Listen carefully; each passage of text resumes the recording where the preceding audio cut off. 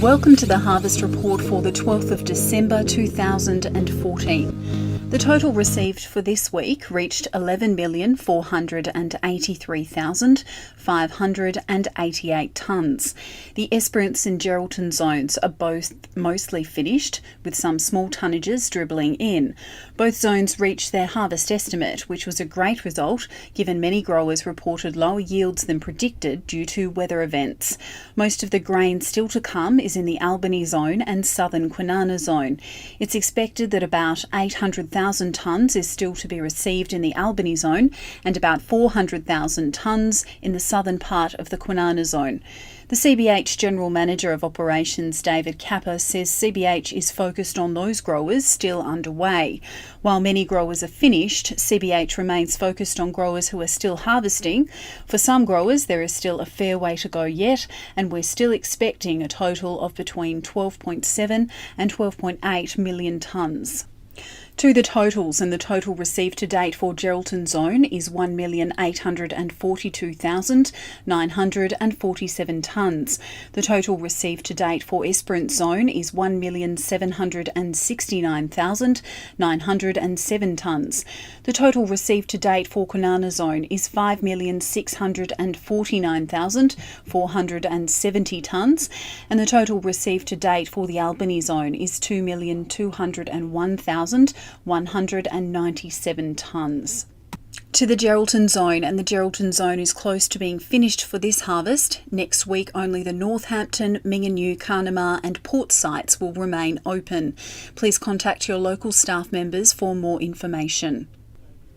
To the Kwinana zone, and the majority of harvest in the Kwinana zone is complete, with around 400,000 tonnes to go.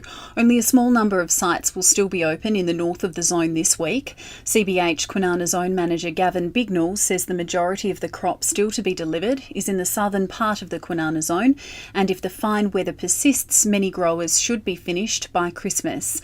Despite the wet weather experienced throughout the harvest, the grain quality has held up extremely well, with only relatively isolated occurrences of sprouted wheat or weather-damaged grain. To the Albany zone, and it's been another frustrating week for growers, particularly in the southern areas, as high moisture continues to delay harvest progress. Despite the delays, 450,000 tonnes of grain was received during the week.